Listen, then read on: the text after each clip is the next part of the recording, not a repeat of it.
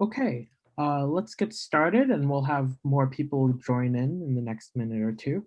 My name is Jae-sun Seo, and it's my pleasure today to help moderate this tinyML talks. Today we have an exciting talk from Professor Jae-sun Seo from Arizona State University. And first I'll give some information about the tinyML, some announcements, and give you some information of how to participate in this webinar. To start out, we'd like to thank our tinyML talk sponsors, including our three strategic partners, ARM, Qualcomm, and Edge Impulse, as well as our sponsors DeepLight, Kitso, Maxim Integrated, Reality AI, and SynSense. And additional sponsorships are available for the tinyML organization. Please contact Olga at tinyml.org for more information. A really exciting opportunity that's happening this summer is the tinyML Foundation, in collaboration with Hackster.io, is developing a tinyML Vision Challenge, which is currently open. The focus is on developing new use cases and apps for tinyML Vision and promoting the technology and companies in the developer community. So we're still accepting submissions until August 15th this year, and winners will be announced on September 1st. And please contact us if you're interested in sponsorships, and please visit the website link if you're interested in participating. Just to recap from our spring, we had a very successful tinyML summit in late March this year. We had 5 days of tutorials, talks, panels, breakouts, and a symposium included from 89 speakers, and we had over 5,000 registered attendees representing 100 plus countries, 1,000 plus companies, and 400 plus academic institutions. So we're very pleased with the growth of the tinyML community, and you can visit youtube.com/tinyml, where all the videos are posted with 150 plus videos. And just to announce that next year, in January 24th to 26th, 2022, will be the next tinyML summit in the Silicon Valley. Also, if you want to continue engaging with tinyML, we're really excited to announce our tinyML Europe, Middle East, and Africa technical forum, which is happening live but virtually June 7th through 10th on 2021.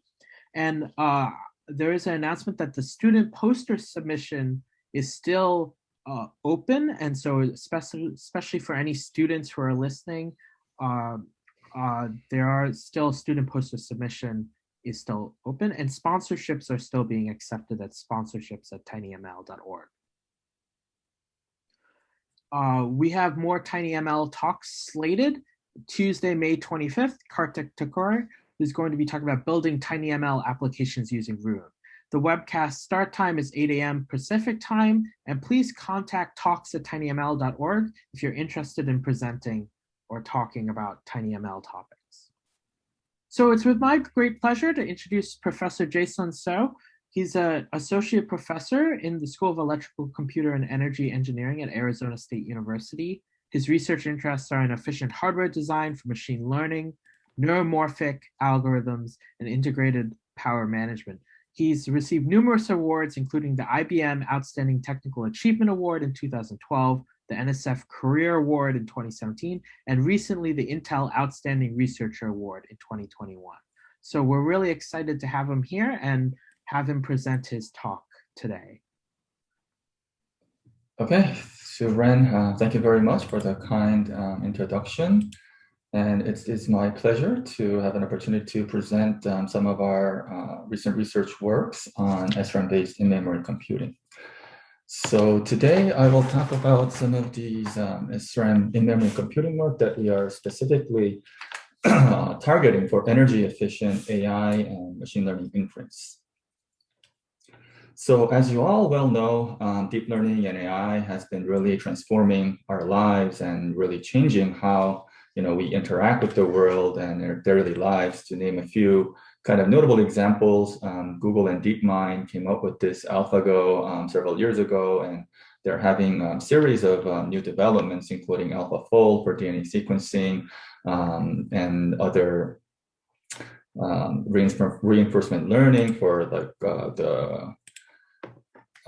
the StarCraft, for example. And then we all probably have a few speech recognition or personal assistant devices in our home with voice activated functionalities. And there are more and more kind of self-driving cars that are coming out on the market. And for example, Amazon put out this cashierless stores in several locations and increasing its quantity, where you don't really need a cashier, and a lot of vision-based and other machine learning techniques are allowing you to just grab and take your groceries out of the store, and it'll automatically be transactions.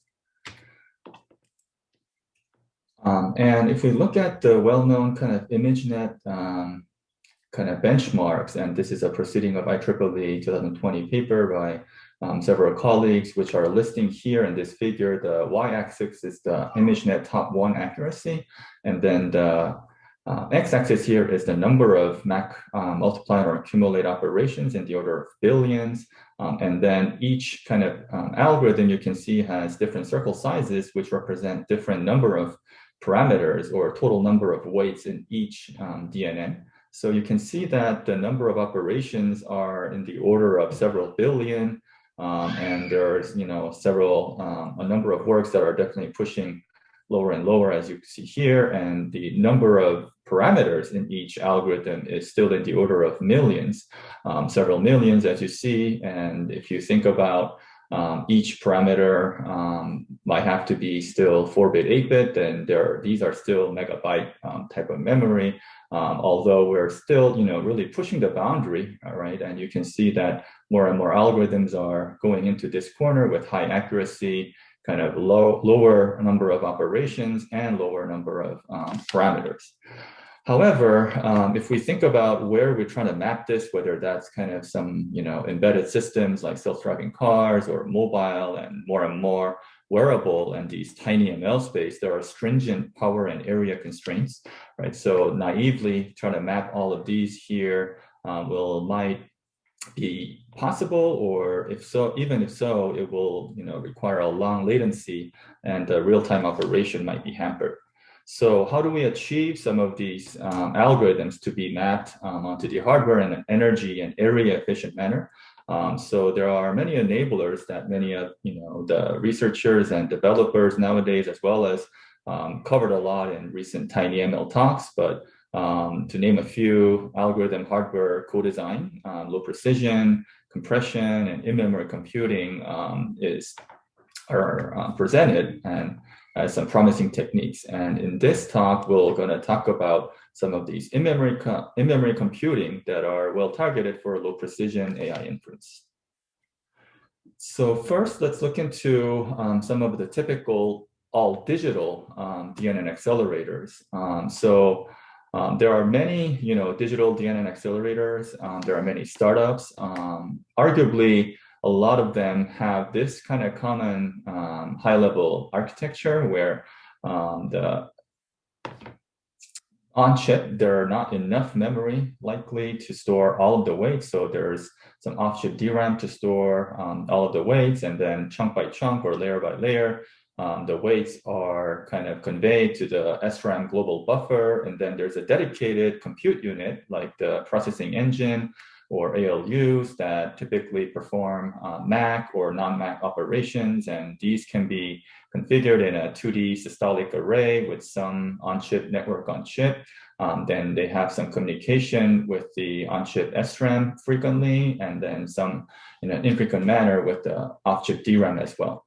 So we know that if we look at the normalized energy cost, right? So although we try to reduce a lot of these operations and try to make this much more energy efficient, but ALU itself is just not the problem. But you can see here that to bring data to the array of PEs is actually more of a problem. So depending on the memory hierarchy, whether it's RF register file or through the NOC from the on-chip SRAM buffer or the off-chip DRAM, you can see that the energy to bring data and this kind of memory access energy becomes larger and larger, and obviously the DRAM energy is kind of exponentially high. So every time, we try to move a piece of data from some of these higher level memories to the P arrays, we definitely want to kind of maximize data reuse, and we want to exhaustively use them. And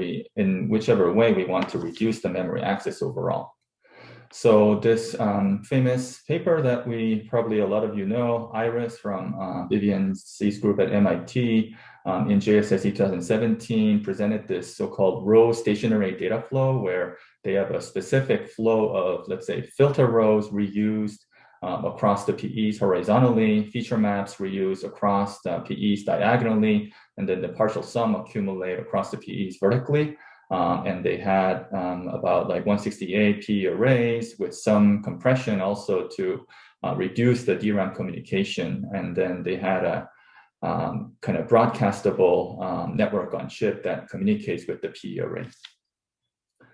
And this was the 65 nanometer chip consuming tens of or hundreds of milliwatt and be able to map several different ImageNet CNNs at kind of maximum throughput of 45 frames per second.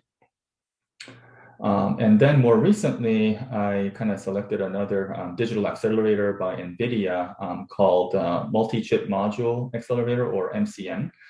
So here, their focus was to be able to integrate multiple up to like 36 chips for kind of up to scale inference chip. And they also wanted to minimize the communication energy with data reuse, large on-chip distributed weight storage, and hierarchical and package level network on chip. So similarly, at a high level, they have a PE array that takes care of these MAC operations in a vectorized manner. And those have to be, they have to get the data. For example, they have to get the weight data from the SRAM weight buffer. They have to get the input activation from the input buffer, and the output of these partial max or full max has to be stored in an output buffer as well. So they have a dedicated data flow on how the weight memory is accessed, how the input activation is accessed, and how the output activation is stored, and then subsequently do these computation and accumulation. And this was the 16 nanometer CMOS prototype chip that had a number of these complex PEs with off-chip I/O interface that they can scale the number of chips up to 36. So one thing that I try to point out here on some of these all-digital DNN accelerators, and I grabbed kind of three data from three different papers that report the total chip power or energy.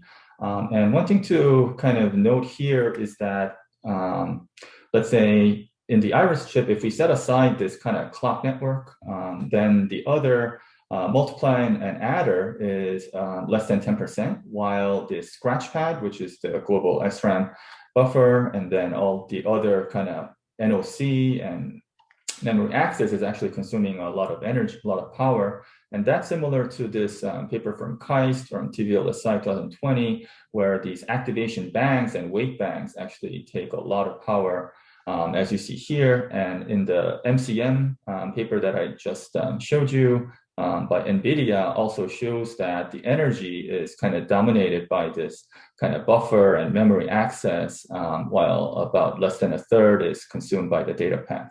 So overall, the key point is that to perform computation, right, we need to fetch data from the memory and bring it to where the computation actually happens, and that is really consuming a lot of energy. And there are a large number of memory accesses, as we saw how complex the recent algorithms are, and subsequently this becomes kind of a dominant portion of the total energy or power consumption.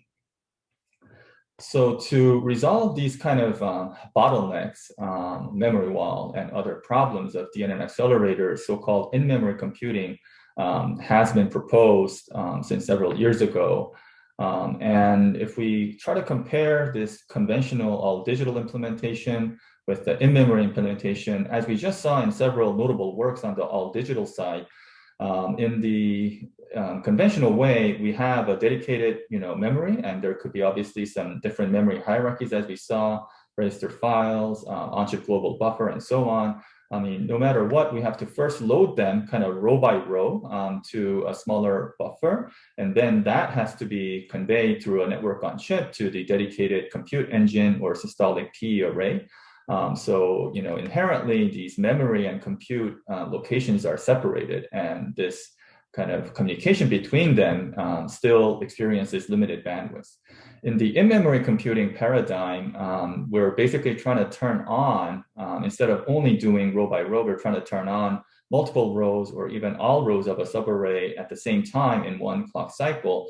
And that way, by turning it on, we're trying to use some analog bit line voltage or current to represent the MAC value. And then we will kind of digitize that using multiple sensems or an analog to digital converter. So by embedding, this way, we're basically doing the MAC operation inside the memory where the weights are actually stored. And therefore, we don't really need a dedicated compute engine. So by embedding the computation inside the memory, like the bit line, we can really substantially reduce the data transfer, data on-chip communication energy. And because we're not bounded by kind of row by row operation, by asserting multiple or all rows together, we're actually largely increasing the parallelism. So the latency goes down as well. So overall, there is large potential that we can reduce the latency, energy, data transfer.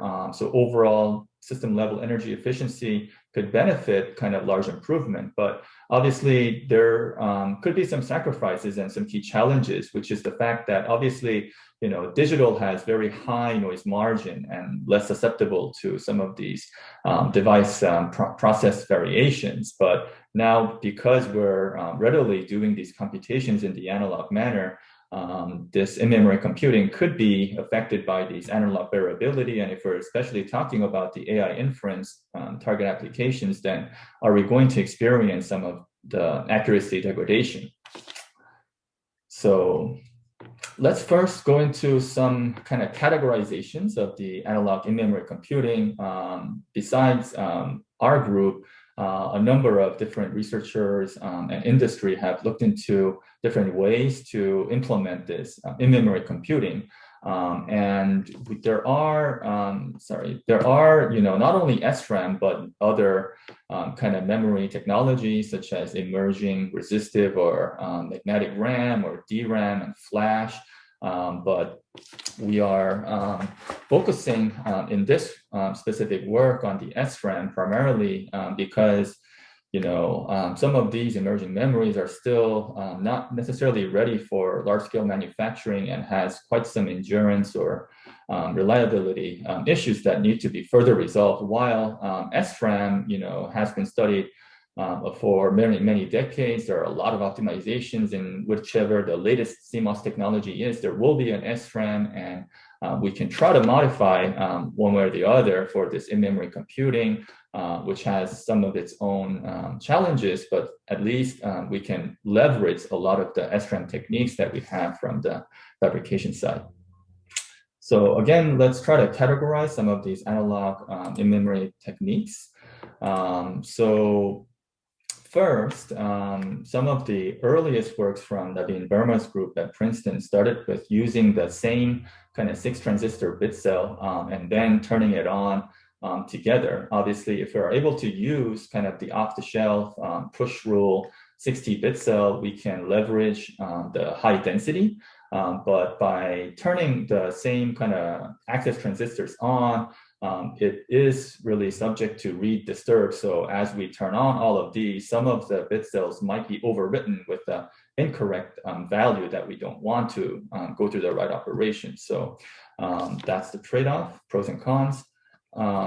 And then there has been some other, still using the 60-bit cell, but instead of kind of turning all of them at the same time, they kind of group them with a smaller number of rows. And within this group, only one row is turned on at a time. And then they have a dedicated analog compute module. And then within a large subarray, there could be multiple groups, and each group can do its own computation in parallel.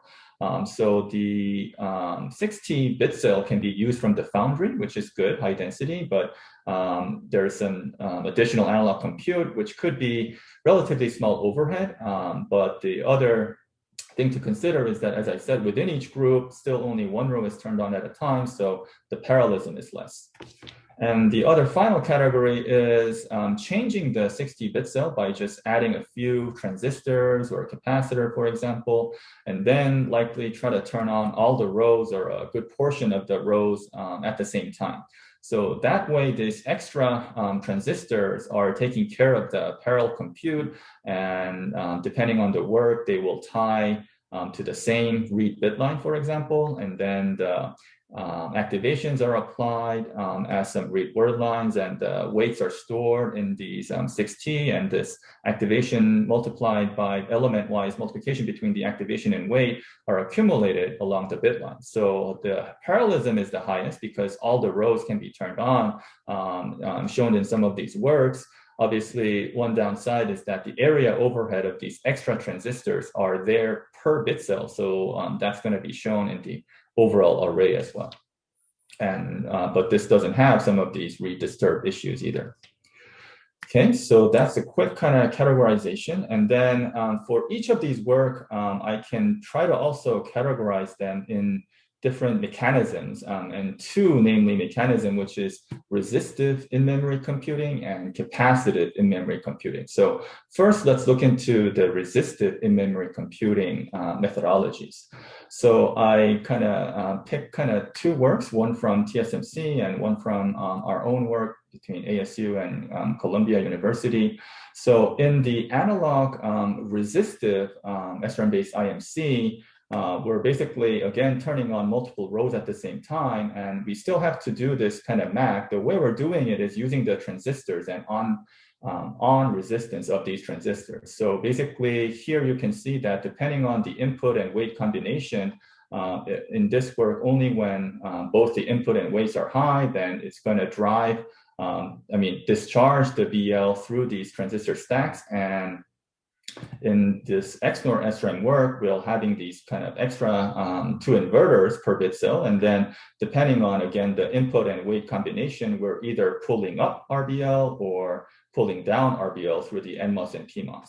So this is what's happening in the individual bit cell. And now if we're connect these individual bit cells together in a common bit line, you're going to see if we represent the transistor with, again, these on resistances or off resistances if they're off, then you can, in this TSMC work, let's say you have a pre-charge, and then depending on how many of them out of all the rows you have are on, this RBL voltage represents kind of the MAC value effectively. In our kind of XNOR RM work, we implemented kind of a resistive divider. So each of the bit cells will either pull up or pull down the RBL. So this becomes kind of a robust resistive divider with some crowbar current depending on where the RBL is.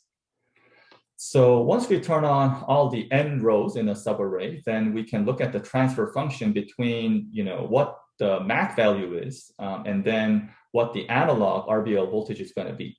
Right. So you can see that there's some, linear or nonlinear regions, but either way, we're monotonically can represent the MAC value with the RBL voltage. And then this RBL voltage can be digitized using an analog to digital converter subsequently. Due to some of these pull up and pull down, there's also some nonlinear region here. But overall, again, this partial MAC can be represented by the zero between an analog RBL value between 0 and VDD. Now, the second category that I mentioned is the capacitive IMC, sorry. And I'm also showing kind of two works, one from Naveen Verma's group at Princeton and one from, again, our work between ASU and Columbia. So using an extra capacitor together with a couple extra transistors on top of the 6T cell in this Princeton work, they're connecting a capacitor that stores the computation value, element-wise computation value per bit cell, and then this capacitor will be either, discharged or charged up to VDD. In our work, we're using capacitor in a series manner so that it can do capacitive coupling, so that this MWL or MWL bar, depending on what kind of values are stored, is going to drive MBL high or low.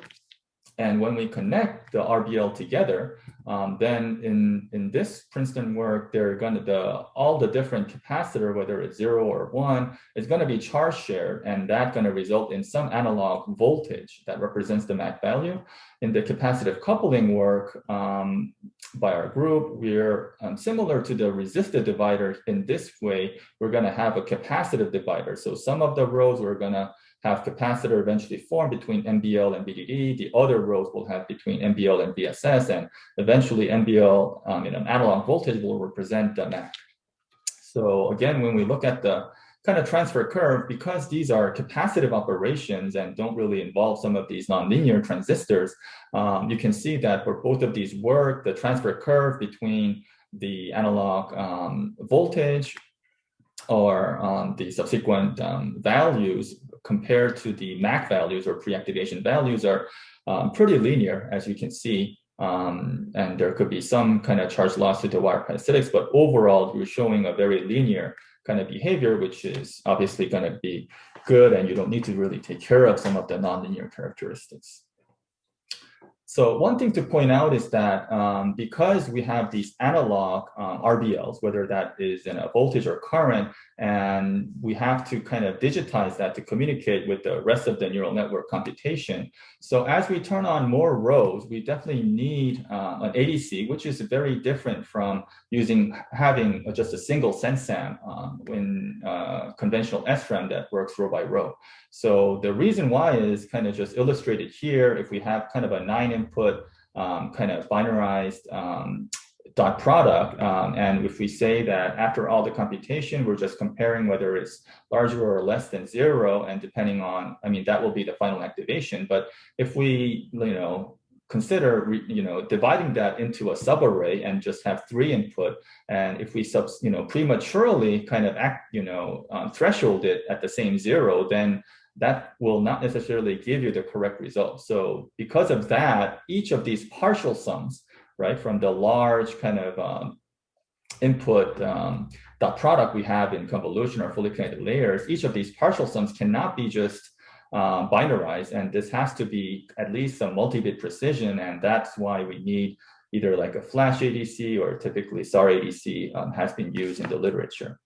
So some of these ADC optimization is actually one of the important topics in memory computing, and many different ADCs have been employed, including flash SAR, etc. I just want to point out some specific optimizations that we performed in our work for our kind of SRAM IMC hardware. So you can see that ADC precision is obviously a design parameter, and depending on your subarray size, how many rows are turning on, what's your activation and weight precision, and what's your DNN model, these all can affect the optimal ADC precision or resolution. So for example, in our resistive XNOR SRAM work, we kind of swept the number of ADC levels. So for example, 4 will be a 2-bit ADC, 8 will be a 3-bit ADC, and 16 will be like a 4-bit ADC.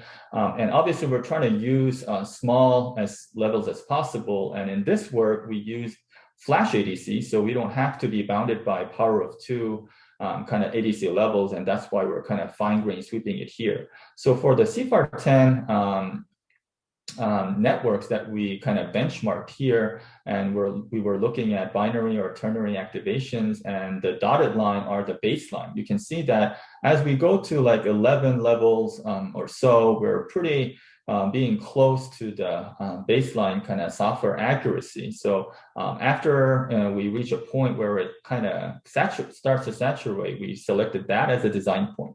But even if we select kind of, let's say, 11 levels for a flash ADC, there are some other kind of things that we can consider. So for example, this is a distribution from a simple MLP that we found, but the total partial MAC value is in the range between -256 and +256 for a 256 row SRAM. But if we actually look at how many partial sums are there from all these different values, actually there's very kind of little or scarce data in these far left or far right. And most of the partial MAC are in the middle range. So it doesn't quite make sense to linearly quantize this as in conventional ADCs, and it probably make more sense to do more kind of reference levels where most of the data resides. So we, looked into two things. One is nonlinear quantization, where just really depending on where most of the data is, we just use fine-grained reference levels, so that because these data are more important. Or we can kind of clip the range, let's say between plus minus several sigma, and then within that range we can do linear quantization, as you can see here. So one thing that we actually noted, considering the hardware, especially when we look at this kind of transfer curve, is that this nonlinear quantization is good, but because we're using fine grain, actually where most of the data is, inevitably the flash ADC reference voltage has to be really tightly spaced, as you can see here, some less than like 20 millivolt. Whereas here, if we actually linearly space them out within kind of a similar range, where most important data is, we can actually have more relaxed kind of delta Vref between adjacent levels. And that actually helps kind of, the offset effect or nonlinear effect of the ADC. So this is some of the measurement results that we reported in our JSSC paper. So you can see that the reference voltages are again like this in the nonlinear, where the highest data is. There's more reference levels. In the linear, because of the transfer curve, there are more sparse kind of Vrefs in the middle range. And because of this, less effect of the offset of the ADC, we actually can increase the DNN accuracy noticeably from the nonlinear to the linear for both kind of binary and ternary activation schemes, as you see here. So these kind of not just from the where the data is and from the algorithm level, but also considering some of these ADC specifics and dividing the range and levels like this will be important, considering both algorithm and hardware. So in summary, these are the two kind of macro level IMC SRAMs that my group and Professor Minggu Suk's group at Columbia University collaborated. So we had this resistive IMC and capacitive IMC that eventually result in this resistive divider and capacitive divider. We reported the 65 nanometer custom prototype chips that results in hundreds of teraops for binary operations and reasonably high CFAR10 accuracies for representative networks. And these have been designed a couple of years ago. And beyond these IMC macro designs, recently we went to several different routes. So namely programmable accelerators with more than 100 IMC macros. We also developed a modeling framework. Considering some of these IMC noise, we also investigated a training algorithm, and also we exploited some of these IMC noise for adversarial robustness. So before I go into the second part of my talk, looking into some of each of these four works briefly, I'll have a brief stop and probably try to respond to a couple of questions if Suren can sort them out. Yes, thanks. And just a reminder to everyone that you can continue asking questions using the Q&A tab that we can address. Ion has a couple questions. I think I'll start with the second question first, which is a little bit more of an implementation question of, is the capacitive implementation of the IMC implemented in MOSCAP, or how did you actually implement it? Right. So thanks for the good question. So yeah, we used the, in actually this work, we used MOSCAP here, but also we kind of expanded this C3 SRAM into this programmable accelerator that I'll briefly talk about, probably not too much detail, but in this work, we also used a MONCAP that we can stack on top of the 60 bit cell, so it wouldn't consume front-end area. Okay, and the second question you might get into with the next part of your talk is this analog variability that occurs in this in-memory computing. It could be considered taken care of in training, or the training becoming variability aware. Maybe you could kind of explain a bit of like what are different approaches for handling this analog variability. Right. Yeah. So, right. So definitely there, to a certain extent, I would say it can be taken care of by training. And there has been, not only our group, but several other groups that specifically looked into this kind of issue that, there are going to be the specific noise, and whether you kind of model a Gaussian noise or some hardware specific noise during training, you can try to take care of that during training so that during the inference, those kind of nonlinearity or non-ideal characteristics won't really impact the DNN accuracy that much. So there's definitely some large improvements, but it also depends on the level of noise. Obviously, if the level of noise is just too high, there's going to be a limit on how much training can take care of. But we have some data that I will try to show in some of the subsequent slides. Well, in that case, I think we'll proceed with the presentation. Just to remind everyone that feel free to use the Q&A tab to ask some more questions, as we'll have a dedicated Q&A session at the end. Okay, thank you, Sir Ren, for taking care of the intermediate questions. So again, we try to, each of these were a single macro, both like 256 by 64 size, and they showed, good performance, and that definitely helped us at the, single macro level. What are some of the, low energy we can achieve? What are some of the challenges? And based on that, we went through some of these different directions. So first, let's start with the programmable accelerator design. So obviously, single macro has a large gap between kind of a system level. We looked into like the NVIDIA is like 36 chip that can do really at scale kind of inference. Some of these analog based and mixed signal based in-memory computing definitely needs a lot of customization. So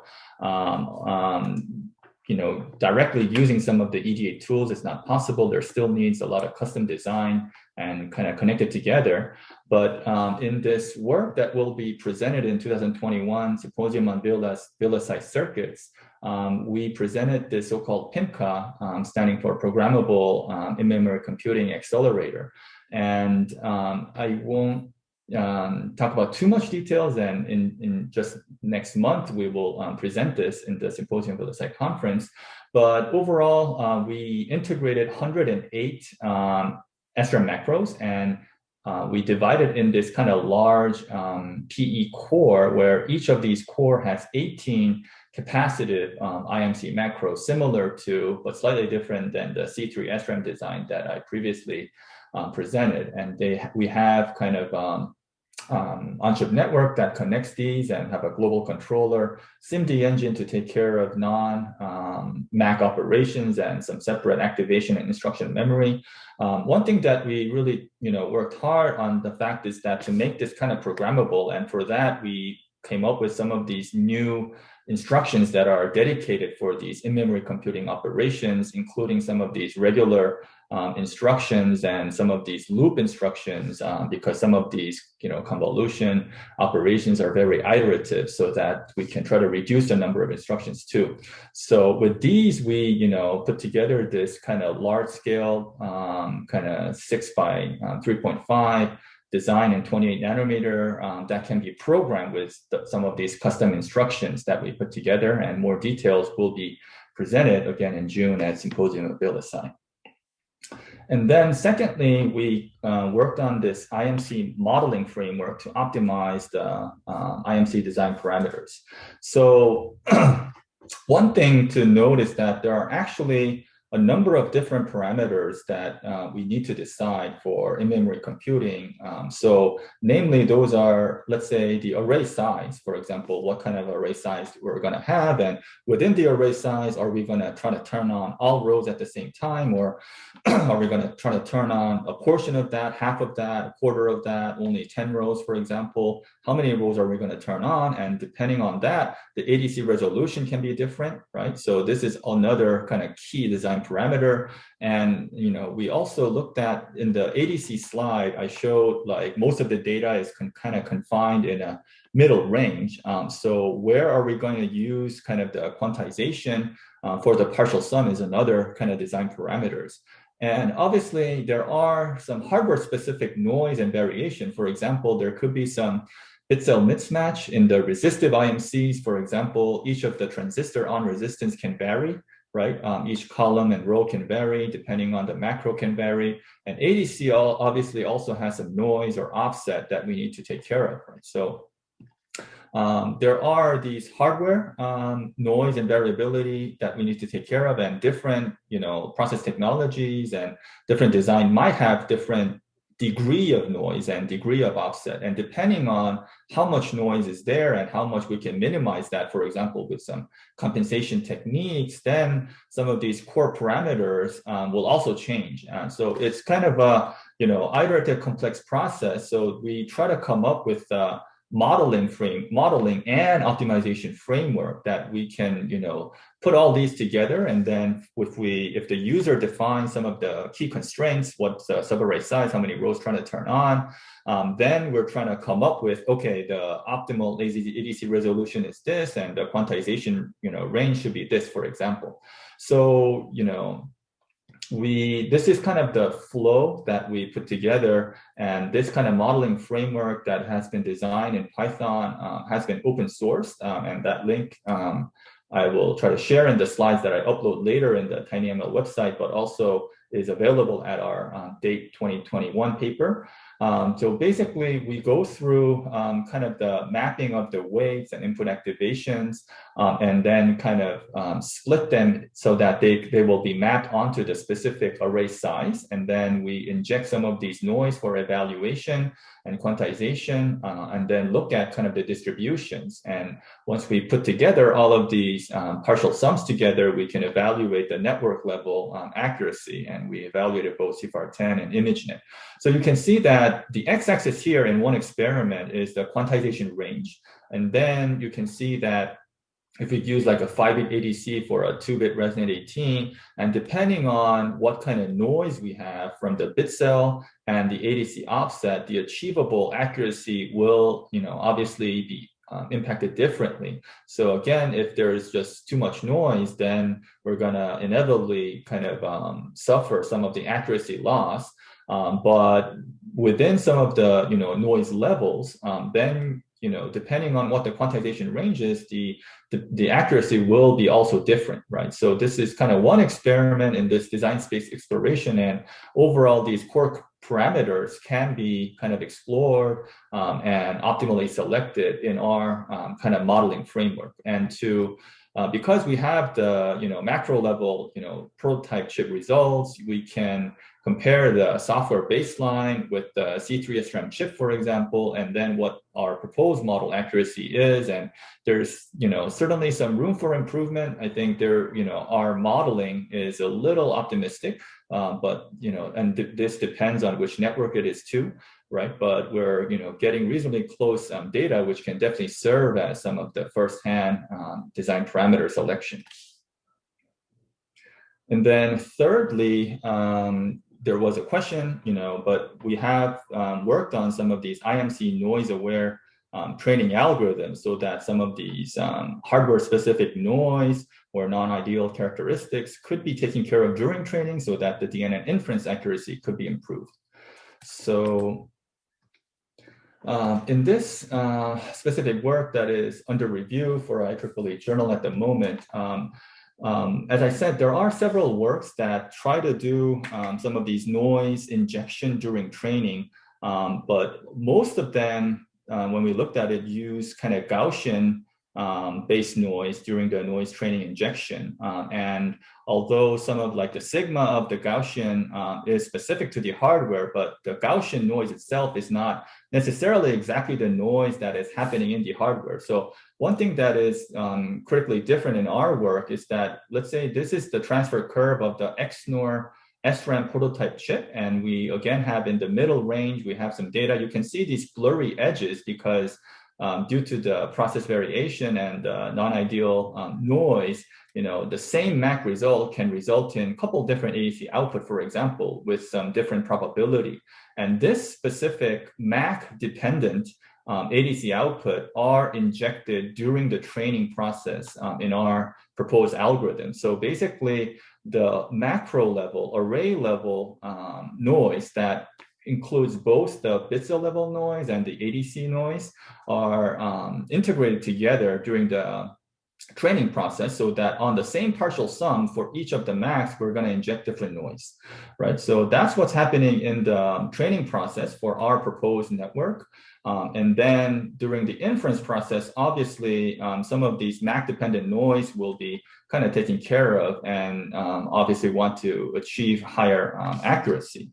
Some of the notable results that we had in this for different networks, so in the C through SRAM, obviously, we can also modulate the supply voltage. So 1.0 volt was more like the nominal voltage, and we can reduce the supply voltage to 0.6 volt, which the IMC will obviously experience more severe noise. So in the low noise scenario, you can see that the orange is the baseline software accuracy. And if we don't do any of these training techniques and just naively apply the baseline to the IMC hardware, there's going to be some accuracy drop, as you see. It's not that much, but still, several percent. And those accuracy drop could be recouped to some degree, as you can see, across these different Resident 18, AlexNet, and VGE networks. And I think more importantly, when the noise level is higher, obviously it's going to experience much more severe accuracy loss, as you see, while the energy efficiency at 0.6 volt is going to be much higher than that at 1 volt. But you can see that our noise-aware technique can improve the accuracy much more compared to here in these kind of high noise scenarios, considering this IMC specific noise injection training and inference. And lastly, we have been looking into also this IMC noise for adversarial robustness. So there are these adversarial attacks on, just changing a couple pixels for computer vision algorithms. The output can be drastically hampered. And some of the prior algorithm or hardware works are kind of listed here. But some of the notable drawback is that the noise is not specific to the actual hardware and only use synthetic noise, and there has some overhead to implement it. Compared to those, we actually try to exploit these kind of IMC noise. I mean, when they're trying to inject some artificial noise anyway, our question was, can we actually, exploit some of these inherent hardware noise, and can that be actually helpful for adversarial robustness? So we implemented this black box kind of adversarial input attack mechanisms, and then we kind of trained the black box model with the IMC specific hardware, and then put together this target model attack scenario. And then there are some of the so-called adversarial training techniques, and we compared whether we use those or not in this no adversarial training and with adversarial training. And there are kind of three things. One is with the this is just a baseline accuracy, and then if we just use without training some of these IMC noise and just do the inference, and then if we do the training and inference. So overall, obviously, using the adversarial training technique from the machine learning side will overall improve this accuracy to this level for different precisions of ResNet 18. But more notably, if we use this IMC training, then that's going to increase the PhD attack accuracy and largely improve the robustness as well. So there's some positive in this IMC noise that can be positively used if we use it kind of appropriately during training, that it can also improve the adversarial robustness. And lastly, although IMC has some of these, benefits, there has been a lot of pruning mechanisms, but pruning is something that also might not be exactly friendly, especially some of these element-wise works, because IMC has this kind of rigid crossbar array structure. So it kind of has to be bounded by some of this kind of group-wise or structure sparsity, as we're kind of illustrating here, which will have some, trade-offs in terms of how much sparsity we can achieve versus how much accuracy. So this is definitely some of our ongoing work on our group, and also ongoing work in the literature for different groups as well. Okay, so that will kind of conclude my talk. I would like to acknowledge Minggu Suk from Columbia and Delian Fan as the faculty collaborators, and Xiwei, Mingyu, Sai, Jatishman, Zoe, Bo from ASU and Columbia, who did the actual work for a lot of these in-memory computing. And I would like to also acknowledge my sponsors, NSF, SRC, the JUMP and the CBRIC program that's sponsored by SRC and DARPA, as well as Samsung. Okay. And this is my contact information. For any further questions, please feel free to email me. And I also try to reply to any questions that you might post on the tinyML forum. Great. Thank you very much for your attention. Great. Thank you, Jae-sun, for exciting presentation. So we have a couple questions here and we have a couple minutes for Q&A. I'll start off asking the first question that was posed, which is what other operations other than max can IMC provide, or what you envision it can provide?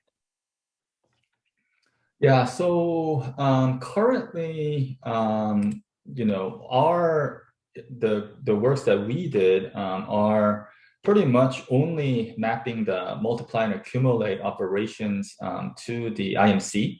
And let's say in the neural network, there are some other, you know, non-MAC operations like, you know, pooling, batch norm, activation. Those we have some dedicated digital engines that we have, like a SIMD engine that we had in the PIMCA chip. And I believe that's predominantly how, you know, our group, not only our group, but many other groups are kind of working that way. But also, you know, there has been some, you know, works that, for example, try to, you know, to integrate all the way to batch norm together in an analog way so that we can, you know, largely reduce the digital computation energy further. And there has been some other more like all analog work that try to do kind of end-to-end analog fashion. But I think there's obviously a lot of these trade-offs on how much kind of accuracy sensitivity there are, even in these other non-MAC operations. I think that will kind of govern whether those can also be integrated in a more mixed signal manner in this in-memory computing fashion. And following, Gaurav had a question regarding emerging non-volatile memory technologies, which might be an alternative to the SRAM issues of high leakage and area. So what are your comments on using IMC for using SRAM versus IMC using some of these more emerging non-volatile memory technologies? Right. So I think, you know, research-wise, both the SRAM-based IMC and some of these emerging NVM-based IMC are both really active. As I kind of briefly alluded to in the beginning part of my talk, we also have worked to some degree on like resistive RAM or RM-based IMC. But I think one of the, you know, key challenges is, you know, large-scale manufacturability, and in these large-scale system design, whether each of those like subarrays, how much reliability or yield issues that they will have, which arguably has been much less explored and validated compared to SRAM designs. And, you know, it really depends on how like foundries such as JSSC and Samsung will try to make some of these RM, MRAM available at kind of advanced kind of CMOS technology nodes. I mean, currently they might go down to like 22 or some 10-ish nanometer technologies, but as you know, pure CMOS is going down like 7, 5, you know, below that. And as I said, whichever kind of advanced technology there is, SRAM is always going to be there. Whereas, you know, whether RM and MRAM is going to be there, and where are they going to have the same degree of yield and manufacturability? I think there's kind of a big question mark that has to be really demonstrated before some of these might be close to a product. So in that sense, I think SRAM, admittedly, area is large, leakage is there, but at least it has more reliability. The on-off ratio is much more favorable. So it has some of those benefits that I think will drive some of these SRAM IMC efforts further. Okay, and one last question, which I'll kind of combine 3 questions here, is related to in prototyping with these prototype chips. What's your methodology for measuring and comparing the IMC performance, and was the accuracies reported measured on chip or estimated? And typically a lot of these networks are getting larger, and for more complex data sets like ImageNet beyond, how does the prototyping methodology scale to getting more realism? Right. So the way, so as I said, we started from, single macro prototypes, and then we put together like, more than a 3 megabit kind of a large scale chip. But for the single macro, we still wanted to evaluate the accuracy, and the way we did, and which is, I believe, pretty much all the other researchers are doing, is the input and output of the IMC are all digital. So the inputs, activations are provided as digital kind of high and low signals. And then, as I said, we digitize the partial sum with an ADC, right? So the analog operations are happening inside the SRAM macro, but the interface are all digital. So, the partial sum that has been digitized by the ADC are accumulated with other macros, partial sums, and those can be accumulated. Then we perform other like batch norm and pooling in digital fashion. So when we evaluate the accuracy, we do map all of the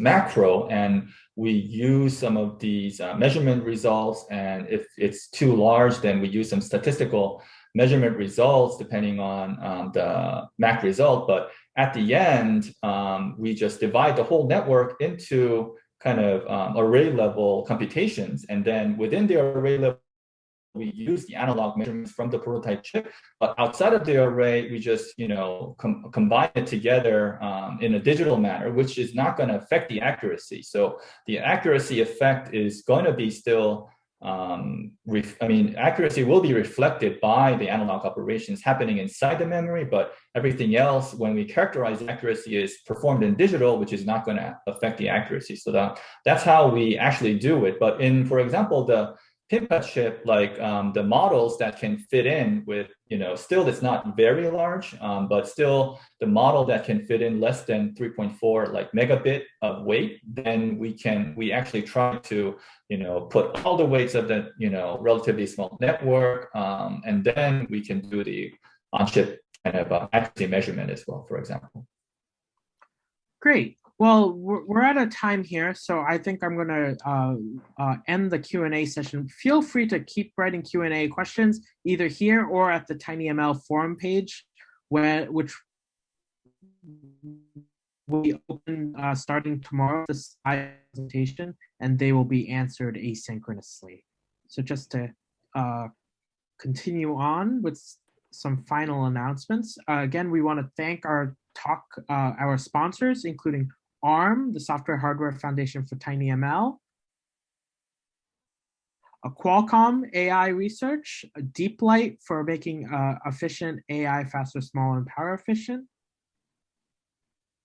Edge Impulse, which is trying tinyML for all developers, Maxim Integrated for enabling edge intelligence, Kitso AutoML for building tinyML solutions for the edge using sensor data, Reality AI for advanced sensing to your product with Edge AI and tinyML, and SynSense for building sensing and inference hardware for ultra-low power edge devices. Again, I want to remind everyone on the call that we have Tuesday, May 25th, we have another tinyML talk, Building tinyML Applications Using Rune. Webcast time is the same as this time. Please contact us if you're interested in presenting or have additional ideas for talks. And with that, I'd like to thank everyone for joining this webcast. Please interact with our forum page and participate in the discussion offline. Thank you, everyone.